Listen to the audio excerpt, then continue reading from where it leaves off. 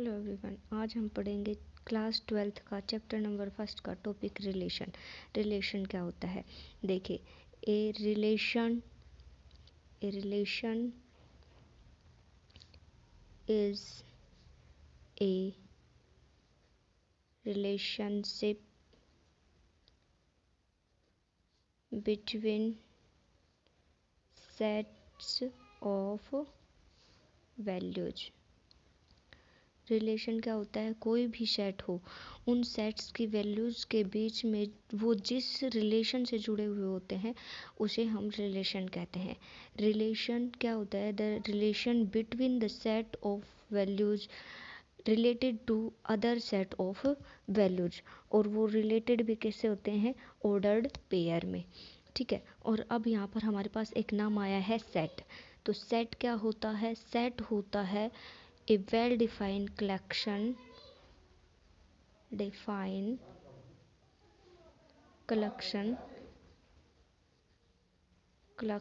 of objects का कोई हमारे पास वेल डिफाइंड कलेक्शन होता है, हम उसे क्या बोलते हैं? सेट बोलते हैं। ठीक है। अब जो रिलेशन होता है वो ऑर्डर्स पेयर में होता है। तो ऑर्डर्स पेयर क्या होता है वो देख लेते हैं हम एक बार के लिए कि ऑर्डर्स पेयर क्या होता है। ordered pair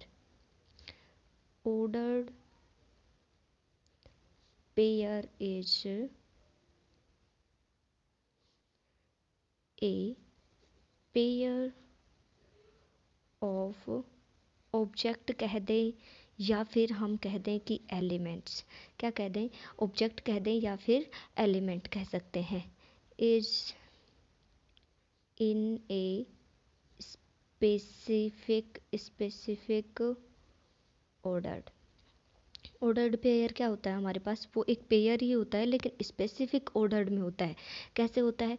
जैसे हमारे पास कोई भी दो एलिमेंट्स है ए एंड बी। ठीक है। वो सच दैट इस प्रकार से है कि ए एलिमेंट होगा वो सेट ए से होगा और जो बी एलिमेंट होगा वो सेट बी से होगा। ठीक है। अब हमारे पास में क्या आता है कि क्या ए बी इक्वल होगा बी ए के? तो ऐसा नहीं होता है। इसमें सेट्स में ऐसा नहीं होता है कि ए बी इक्वल हो बी ए के, नोट्स इक्वल होते हैं।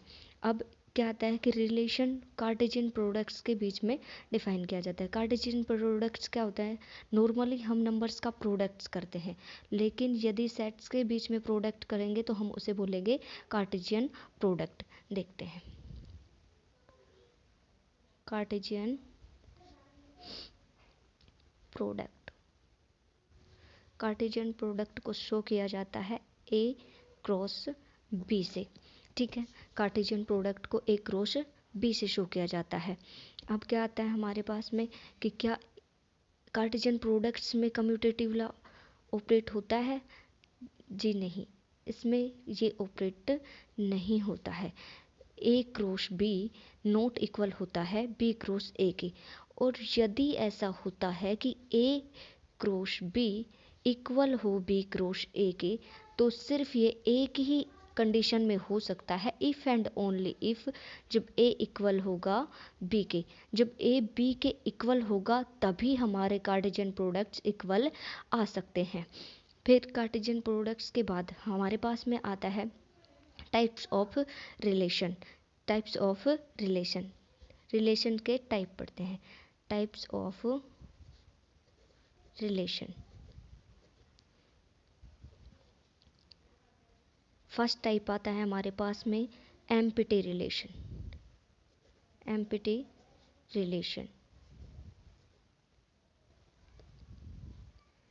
What is empty relation? Empty relation क्या होगा? आर इक्वल में रिलेशन को हम आर से शो करते हैं। आर इक्वल में फाई सबसेट होगा किसका? ए क्रॉस ए का। यहाँ पर जो रिलेशन लिया गया है वो सेट ए के एलिमेंट्स के साथ ही रिलेशन लिया गया है। ठीक है। उसके बाद हमारे पास सेकेंड टाइप आता है यूनिवर्सल रिलेशन।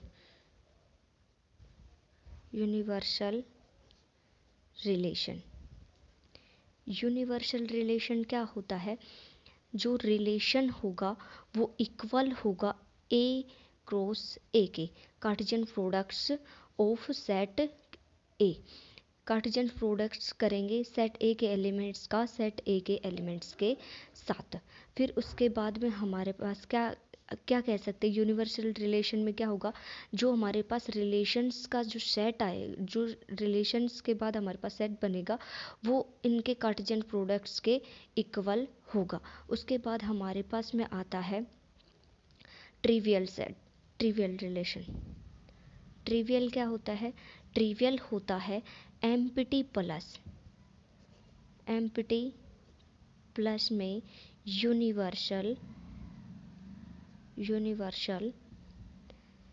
रिलेशन। एम्प्टी और यूनिवर्सल दोनों का सम कर दे तो हमारे पास में कौन सा रिलेशन आ जाता है, ट्रिवियल रिलेशन आ जाता है। ठीक है, टाइप ऑफ रिलेशन, सबसे पहले अब हम एक बार रिव्यू लेते हैं। रिलेशन क्या होता है, एक रिलेशनशिप होता है दो सेट्स के वैल्यूज के बीच में। अब दो सेट्स होता है वो क्या होता है, सेट होता है हमारे पास वेल डिफाइंड कलेक्शन होता है किसका, ऑब्जेक्ट्स का। ऑब्जेक्ट्स बोल दे, एलिमेंट्स बोल दे हम उन्हें। ठीक है, अब ये रिलेशन क्या होता है कि ऑर्डर्ड पेयर में होता है। तो ऑर्डर्ड पेयर क्या होता है हमारे पास, ऑर्डर्ड पेयर जानेंगे। ऑर्डर्ड पेयर क्या होता है, एक पेयर ही होता है, पेयर होता है ऑब्जेक्ट्स या एलिमेंट्स का। ऑब्जेक्ट्स या एलिमेंट्स क्या होते हैं, सेट के अंदर जो हमारे पास आते हैं वो वैल्यूज, उनको हम ऑब्जेक्ट्स या एलिमेंट्स बोलते हैं।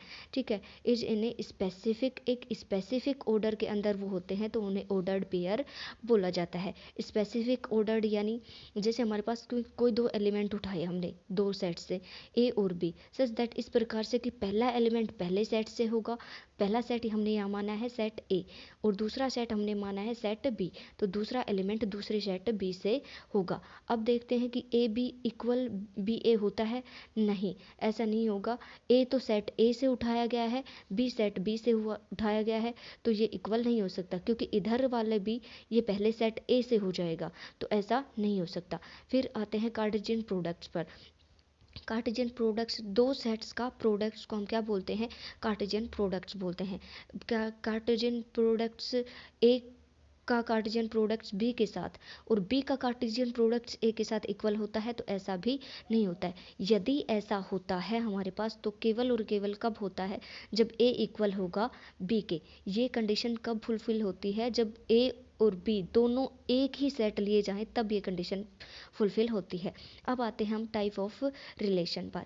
टाइप ऑफ रिलेशन क्या होता है, एक आता है हमारे पास एम्प्टी रिलेशन। फर्स्ट क्या आता है, एम्प्टी रिलेशन। एम्प्टी रिलेशन क्या होगा, जो रिलेशन होगा वो फाई होगा, जो रिलेशन होगा वो क्या होगा, फाई होगा।